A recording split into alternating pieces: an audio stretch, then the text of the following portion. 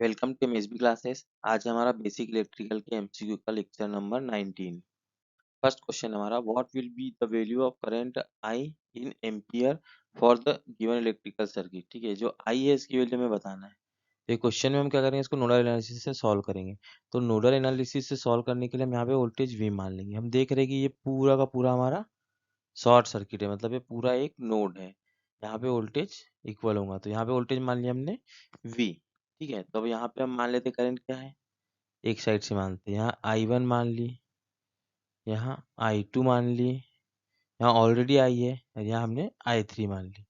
ठीक है, तो जब हम यहाँ पे केसीएल लगाएंगे तो केसीएल लगाने पर हमारे करंट क्या हो जाएंगे, I1 plus I2 plus I plus I3 is equal to 0। ठीक है, जा रही तो हम सारी माइनस करेंगे, तो यहाँ माइनस माइनस माइनस आएगा, तो माइनस कॉमन लेके ट्रांसफर कर देंगे तो सारा प्लस हो जाएगा। ठीक है, या तो फिर हम जाने वाली कोई प्लस मान लेंगे।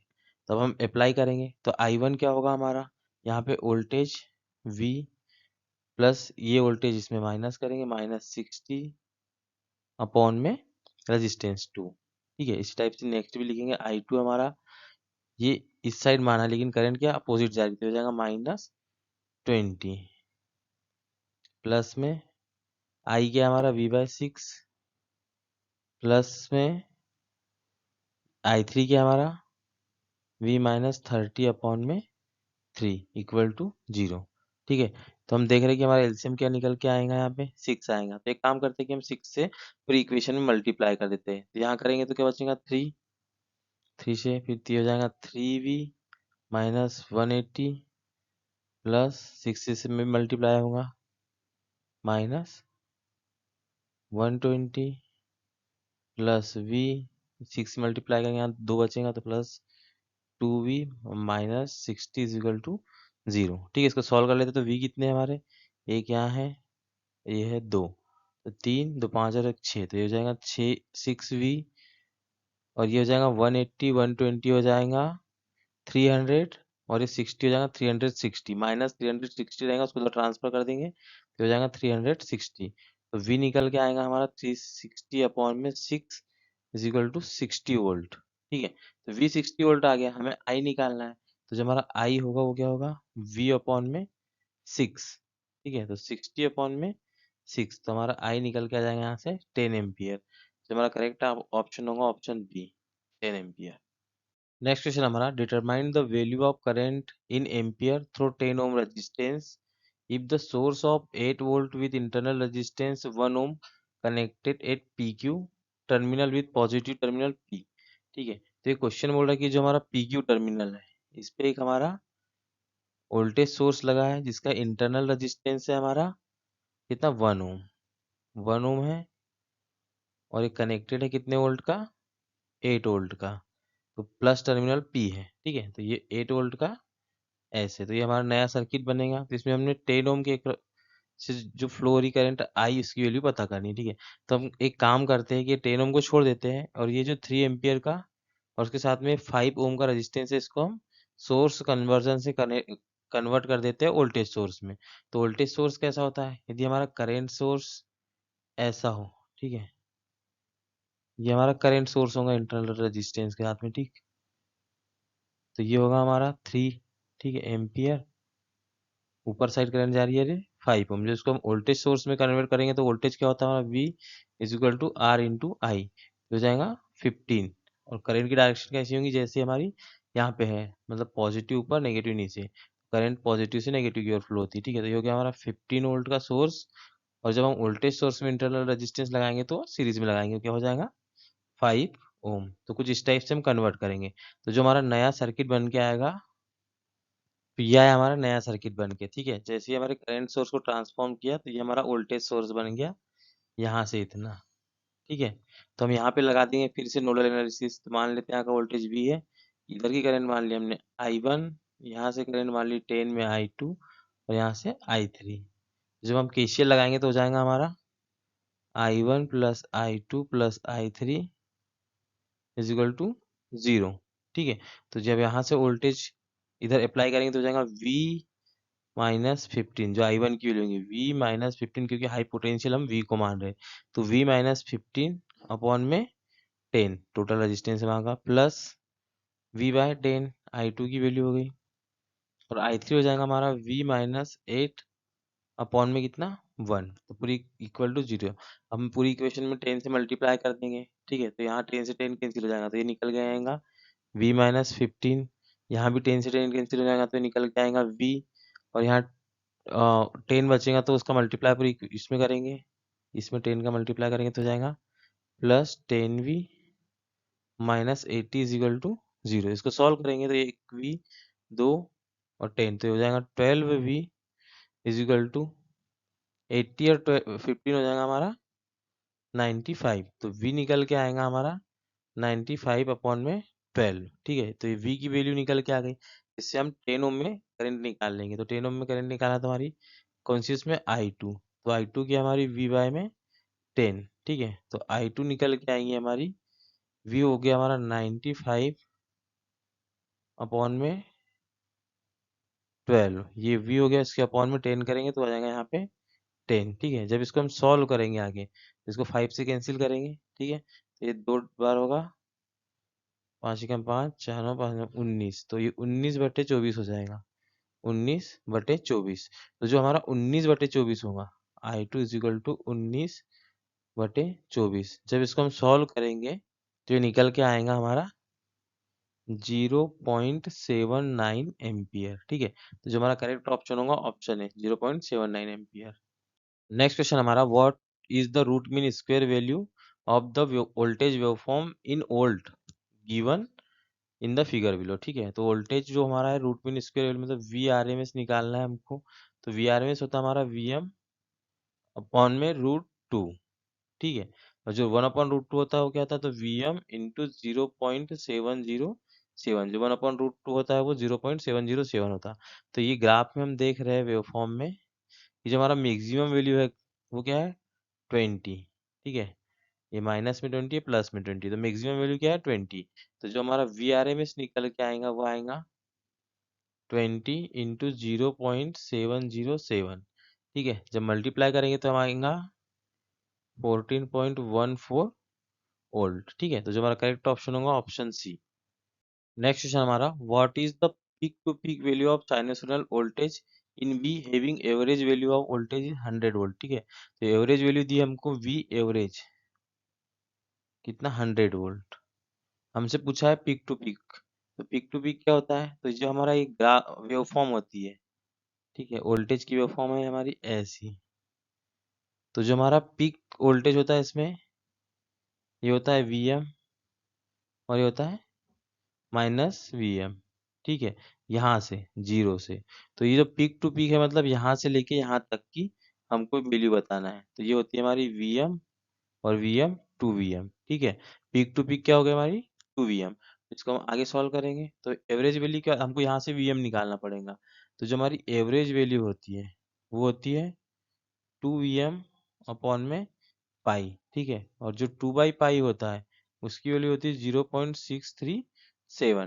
ठीक है, ये दो चीजें हमको याद रखनी है, एक 0.707 और एक 0.637, तो जो हमारी एवरेज वैल्यू है वो पुट करते हैं 100, ठीक है, और 2/पाई क्या हो गया 0.637 इंटू VM, यहाँ से हमारा VM निकल के आ जाएगा, तो VM होगा 100 अपॉन में 0.637, ठीक है, इसको हम आगे सॉल्व करेंगे तो ये निकल के आएगा हमारा 156.98, ठीक है, तो हमको क्या निकालना है पीक टू पीक क्या होगा हमारा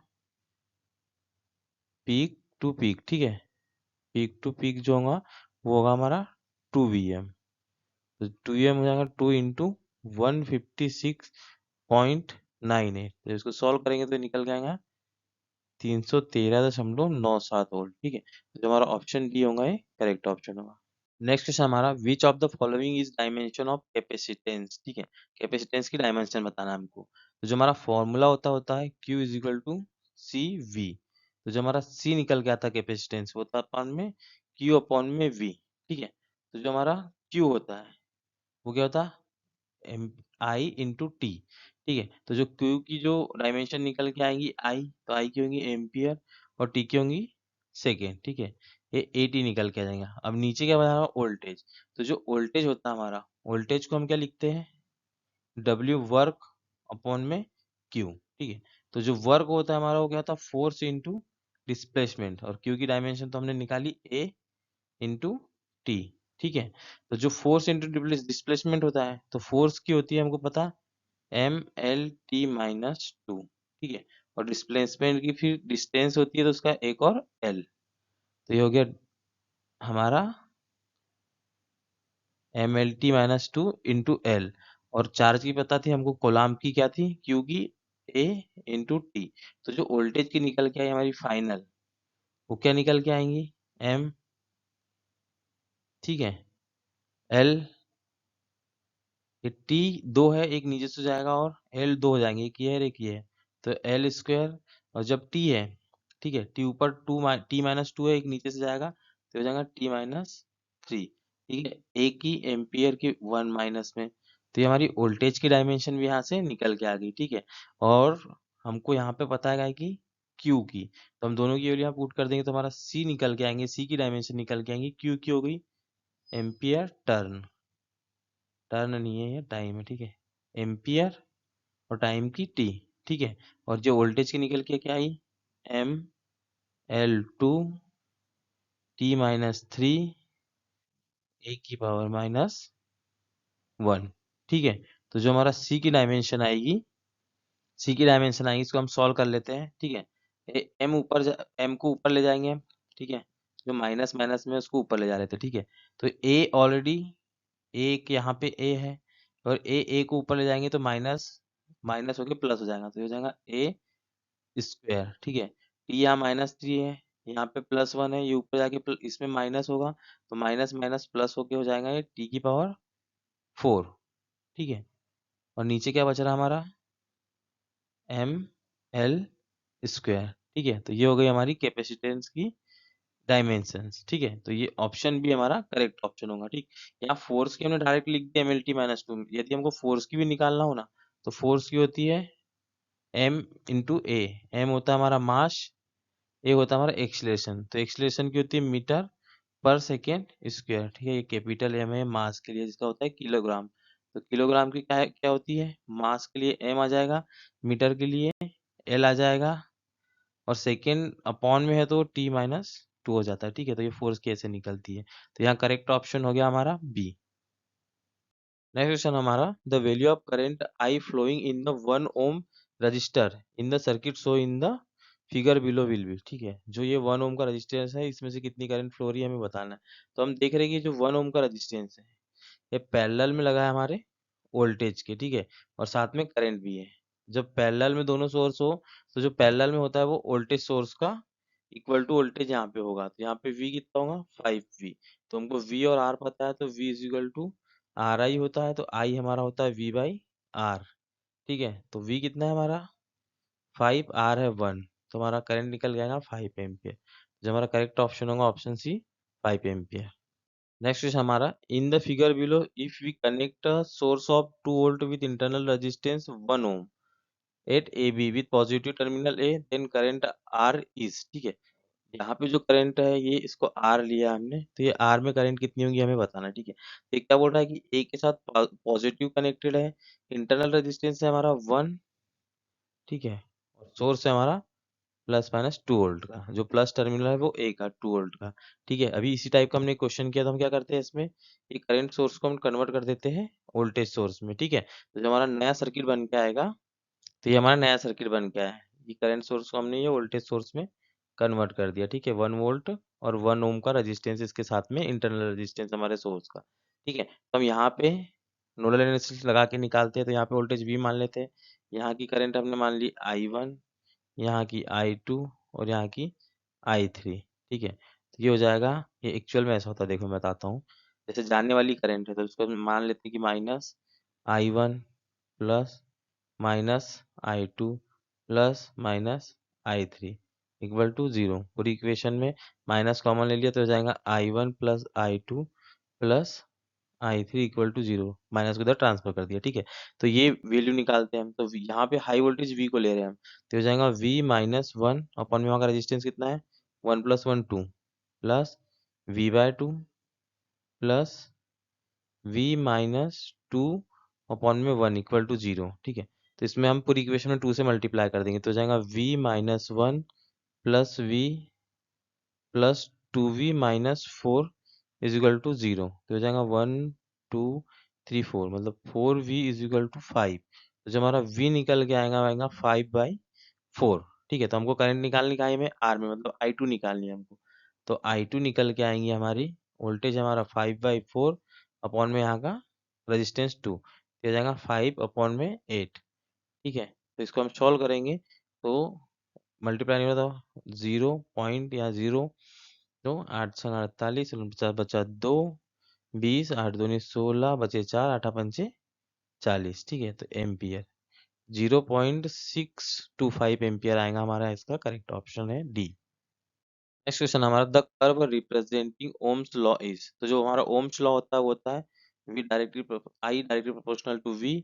तो v इज इक्वल टू होता है हमारा आर आई, और जब हम इसका ग्राफ बनाते हैं v, ये हमारा v, ये i, जैसे जैसे वोल्टेज बढ़ाते हैं वैसे वैसे हमारा करंट बढ़ता है। ठीक है, तो ये ग्राफ बनता है हमारा r का v/i। तो जो r हमारा कांस्टेंट होता है तो हमारा ग्राफ होगा वो लीनियर होता है। ठीक है, तो जो ओम्स लॉ में ग्राफ बनता है कैसा, लीनियर। तो ऑप्शन ये हमारा करेक्ट ऑप्शन होगा। नेक्स्ट क्वेश्चन हमारा, specific resistance of a conductor depend upon. ठीक है, तो जो स्पेसिफिक रेजिस्टेंस होता है हमारा क्या होता है, वो होता है आर। जब हम निकालते हैं रेजिस्टेंस तो रो एल बाय ए, तो जो हमारा रो होता है उसी को हम बोलते हैं स्पेसिफिक रेजिस्टेंस। और जो हमारा स्पेसिफिक रेजिस्टेंस रहता है ये हमारे डायमेंशन पे डिपेंड नहीं करता, मतलब लंबाई, क्रॉस सेक्शनल एरिया, इन सब पे डिपेंड नहीं करता, ये डिपेंड करता है हमारे मटेरियल पे। ठीक है, कि हमारा मटेरियल कौन सा है। सभी मटेरियल के लिए रो की वैल्यू अलग अलग होती है। ठीक है, तो हमको रो को डिफाइन करना हो तो हम ऐसा बोल सकते हैं कि rho is equal to R A upon L. मतलब एक कंडक्टर जिसकी लेंथ हो यूनिट मतलब 1 और क्रॉस सेक्शनल एरिया भी क्या हो, यूनिट 1, तो उसका जो आर निकल के आएगा वही हमारा क्या होगा, रो होगा। ठीक है, स्पेसिफिक रेजिस्टेंस होगा। और जो स्पेसिफिक रेजिस्टेंस होता है उसकी यूनिट क्या होती है, उसकी यूनिट होती है ओम मीटर। ठीक है, तो जो करेक्ट ऑप्शन है यहाँ पे composition of the conductor material. जो हमारा स्पेसिफिक रेजिस्टेंस है वो कंपोजिशन ऑफ कंडक्टर मटेरियल पे डिपेंड करता है कि हमारा मटेरियल कौन सा है। नेक्स्ट क्वेश्चन हमारा, in the electric circuit diagram as show below the value of current in 3 ohm register is. ठीक है, ये जो 3 ओम का रजिस्टेंस है इसमें करंट बताना है, तो मान लेते हैं इसमें I2 है, इसमें I1 है। ठीक है, और टोटल करंट हमारी I है। तो यहाँ पे हम करंट डिवीजन रूल लगाते हैं। जब हम करंट डिवीजन रूल लगाएंगे तो जब हमको I1 निकालना होता है तो हम लिखते हैं I1 is equal to total current. जब इसमें I1 में निकालना है तो I2 का रेजिस्टेंस लेंगे हम। ठीक है, तो यहाँ पे हो जाएगा R2। ठीक है, इसको मान लेते हैं R2 और इसको मान लेते हैं R1। जब I1 में करंट निकालना है तो R2 लिखेंगे दोनों नीचे, R1 प्लस R2। इसी टाइप से यदि हमें I2 निकालना हो तो टोटल करंट इनटू अपोजिट वाला रेजिस्टेंस R1 अपॉन में R1 प्लस R2।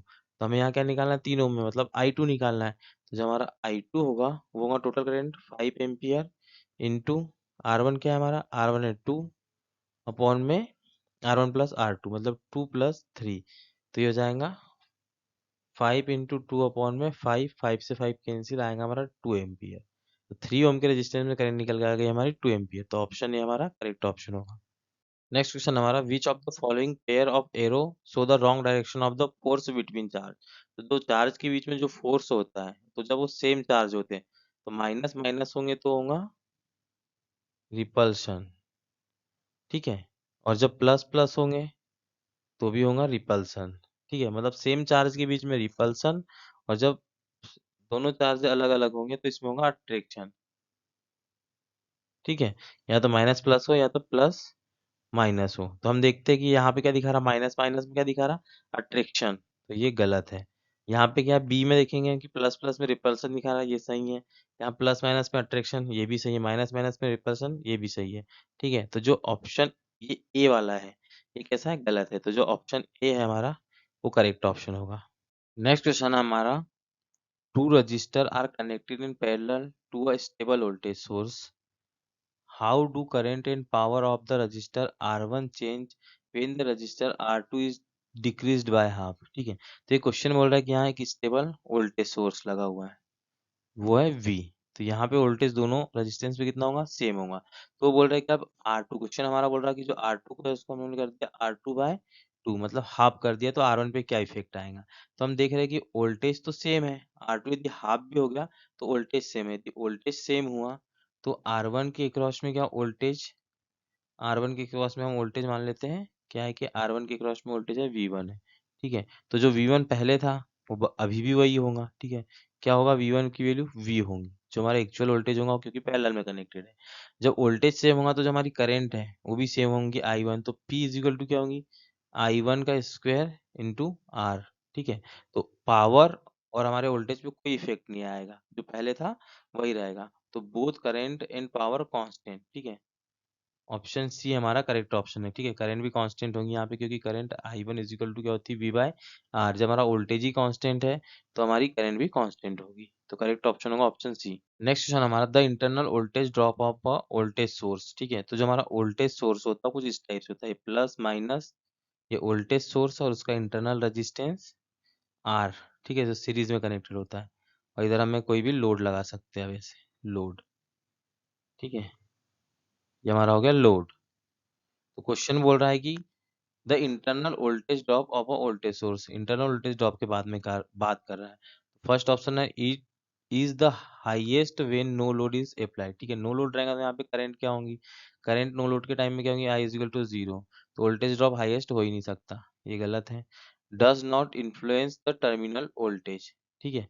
तो टर्मिनल वोल्टेज से इन्फ्लुएंस नहीं होगा, क्योंकि यहाँ पे लोड लगाएंगे टर्मिनल वोल्टेज चेंज होगा, तो उस पर भी इन्फ्लुएंस होगा। Depend upon the internal resistance of the source, बिल्कुल। जो वोल्टेज ड्रॉप होगा वो क्या होगा हमारा, आई इंटू आर होगा। वोल्टेज ड्रॉप कहाँ पे, यहाँ पे। तो जो वोल्टेज ड्रॉप है आर पे डिपेंड कर रहा है, तो ऑप्शन सी हमारा करेक्ट ऑप्शन होगा। Decrease with increase load current, ठीक है। लोड करंट बढ़ाएंगे तो हमारा वोल्टेज ड्रॉप बढ़ेगा, कम नहीं होगा, तो ऑप्शन सी हमारा करेक्ट ऑप्शन। नेक्स्ट क्वेश्चन हमारा, if a capacitor is charged bye A square wave current source the voltage across the capacitor is, तो जो हमारा कैपेसिटर होता है उसके अक्रॉस में वोल्टेज जो होता है Vc is equal to 1/c integration infinite से t टाइम तक I dt, ठीक है। तो ये हमारा वोल्टेज होता है हमारे कैपेसिटर के अक्रॉस में। तो जब हम स्क्वायर वेव से चार्ज करेंगे तो जो हमारा स्क्वायर वेव होती है उसका इंटीग्रेशन जो होता है हमारा, वो होता है हमारा ट्रेंगुलर वेव, ट्रेंगुलर वेव, ठीक है। तो जो हमारा करेक्ट ऑप्शन होगा ऑप्शन बी, क्योंकि हम आई ऑफ टी का इंटीग्रेशन करेंगे तो ट्रेंगुलर वेव निकल के आएगा। तो जब हम कैपेसिटर को स्क्वायर वेव से चार्ज करेंगे तो उसके अक्रॉस जो वोल्टेज होगा कैसा, ट्रेंगुलर वेव में होगा, ठीक है। नेक्स्ट क्वेश्चन हमारा, Kirchhoff voltage law apply to the circuit, ये कौन से सर्किट पे किरचॉफ वोल्टेज लॉ लग सकता है, ये पूछ रहा है। तो हमारा किरचॉफ वोल्टेज लॉ होता है कि किसी भी सर्किट में, ठीक है, अप्लाइड ईएमएफ या वोल्टेज प्लस वहां पे जो भी ड्रॉप होगा उसका सम क्या होता है हमारा, 0 होता है, ठीक है। तो ये जो इक्वेशन लिखी हमने किरचॉफ वोल्टेज लॉ की लिखी किसी भी क्लोज्ड लूप के लिए, तो जो हमारा किरचॉफ वोल्टेज लॉ है वो linear, non linear, active, passive, time variant, invariant सभी पे एप्लीकेबल होगा, ठीक है। तो जो हमारा करेक्ट ऑप्शन होगा ऑप्शन डी। नेक्स्ट है, which of the following is a active element of the circuit, circuit में एक्टिव एलिमेंट क्या है। तो जो एक्टिव एलिमेंट होते हैं, एक्टिव एलिमेंट होते हैं वो सर्किट में पावर डिलीवर करते हैं, ठीक है। पावर डिलीवर करते हैं, जो जो एलिमेंट पावर डिलीवर करेगा उसको हम एक्टिव एलिमेंट बोलते हैं। जो हमारा रेजिस्टेंस वो भी पावर डिलीवर नहीं करता, इंडक्टेंस भी नहीं करता और कैपेसिटेंस भी नहीं करता। तो और जो आइडियल करंट सोर्स है, मतलब जो करंट सोर्स हुआ, करंट सोर्स, वोल्टेज सोर्स, ठीक है, ये हमारे कैसे होंगे, सारे एक्टिव सोर्स होते हैं, क्योंकि ये सर्किट में पावर को डिलीवर करते हैं। बैटरी ले लो, ठीक है, जनरेटर ले लो, अल्टरनेटर ले लो, ये सारे कैसे हमारे एक्टिव एलिमेंट। यहाँ पे हमारा करेक्ट ऑप्शन होगा option D, ideal current source. Next question हमारा, what happen to the current flow in a capacitive circuit when the DC voltage across the capacitor is approximately equal to the voltage source, ठीक है। तो ये बोल रहा है हमारा कोई सर्किट है जिसमें यहाँ पे वो एक वोल्टेज सोर्स है डीसी प्लस माइनस, ठीक। और ये कैपेसिटिव, मतलब यहाँ पे एक कैपेसिटर लगा देते हैं। एक कैपेसिटर जो है इस पे भी वोल्टेज क्या हमारा V है, ठीक है। तो जो हमारा वोल्टेज डिफरेंस हो जाएगा इसके बीच में, तो यहाँ पे IC क्या होगा, मतलब यहाँ से फ्लो होने वाली करंट कितनी होगी हमको बताना है। तो वोल्टेज डिफरेंस क्या हो गया, V माइनस V जीरो। तो जो वोल्टेज डिफरेंस जीरो हो गया तो इसमें कोई करंट फ्लो नहीं होगी, ठीक है। तो करंट क्या हो जाएंगी हमारी, जीरो हो जाएगी, V is equal to zero. लेकिन एक कैपेसिटर के क्रॉस में जो लीकेज करंट है, मतलब बहुत कम, थोड़ी थोड़ी करंट कैसी होंगी, फ्लो होंगी। तो इसकी वैल्यू बहुत कम होती है। तो जो ऑप्शन बी है हमारा, लिटिल करंट फ्लो, मतलब एकदम थोड़ी सी करंट इसके बीच में फ्लो होगी। तो ऑप्शन बी हमारा करेक्ट ऑप्शन है। नेक्स्ट क्वेश्चन हमारा, the average value of current I average of sinusoidal voltage off peak value I am, ठीक है। पीक वैल्यू दी है हमको आई एम। तो जो हमारी आई एवरेज निकल के आती है, जब हमको पीक वैल्यू पता होती है तो वो होती है 2 IM अपॉन में पाई, ठीक है। तो जब इसको हम आगे निकालते हैं तो इसको लिख सकते हैं 0.637 इंटू VM, ठीक है। जब हम यहाँ पे RMS की बात करेंगे, IRMS, तो इसको लिखते हैं हम IM अपॉन में √2, ठीक है। 1/√2 होता है हमारा 0.707 और यहाँ पे IM, ठीक है। तो जो हमारा करेक्ट ऑप्शन होगा वो क्या होगा, 2 IM अपॉन में पाई। ऑप्शन सी हमारा करेक्ट ऑप्शन होगा। नेक्स्ट क्वेश्चन हमारा, resistance temperature coefficient of copper at 20 degree Celsius, ठीक है। 20 डिग्री सेल्सियस पे हमारा रेजिस्टेंस टेम्परेचर कोफिशिएंट क्या होता है। तो जो हमारा रेजिस्टेंस टेम्परेचर कोफिशिएंट होता है वो क्या बताता है कि पर डिग्री, ठीक है, पर डिग्री सेल्सियस जो हमारे रेजिस्टेंस में इंक्रीमेंट आता है उसी को बोलते हैं हम रेजिस्टेंस टेम्परेचर कोफिशिएंट। इंक्रीमेंट कब आएगा, जब पॉजिटिव होगा टेम्परेचर कोफिशिएंट। जो कॉपर होता है हमारा कंडक्टर होता है, तो कंडक्टर केस में पॉजिटिव होता है, ठीक है। तो जो हमारा कॉपर का रेजिस्टेंस टेम्परेचर कोफिशिएंट होता है, किसका, कॉपर का, वो होता है हमारे कॉपर का 0.00393 डिग्री पर सेंटीग्रेड, ठीक है, डिग्री पर सेंटीग्रेड। और इसके बाद में और देख लेते हैं हम, जो एल्यूमिनियम होता है हमारा, उसका होता है 0.00429 डिग्री पर सेंटीग्रेड, ठीक है। साथ में हम टंगस्टन का देख लेते हैं। जो हमारा टंगस्टन होता है उसका होता है 0.0045 डिग्री पर सेंटीग्रेड, ठीक है। हम आयरन का भी देख ही लेते हैं। तो जो आयरन का होता है वो होता है 0.00651 डिग्री सेंटीग्रेड, ठीक है। ये स्टैटिक क्वेश्चन है, स्टैटिक टाइप, तो इसको हमको याद रखना पड़ेगा। तो जो हमारा करेक्ट ऑप्शन होगा वो क्या होगा, ऑप्शन सी, 0.00393 डिग्री पर सेंटीग्रेड, ठीक है। नेक्स्ट क्वेश्चन हमारा, इन electronic circuit for blocking the DC component of voltage signal blank is connected in series with the voltage source, ठीक है। वोल्टेज सोर्स के साथ क्या लगाएंगे जिससे हम DC सिग्नल को ब्लॉक कर सके। तो जब DC सिग्नल को ब्लॉक करना होता है, DC सिग्नल को ब्लॉक करना होता है इलेक्ट्रॉनिक सर्किट में, तो हम वहाँ पे यूज करते हैं कैपेसिटर का। जो हमारा कैपेसिटर है वो DC सिग्नल को क्या करता है, ब्लॉक करता है। तो ऑप्शन ये हमारा करेक्ट ऑप्शन होगा, कैपेसिटर। यदि हमारी वीडियो अच्छी लगती है तो प्लीज हमारे वीडियो को लाइक कीजिए और हमारे चैनल को सब्सक्राइब कीजिए। Thank you for watching.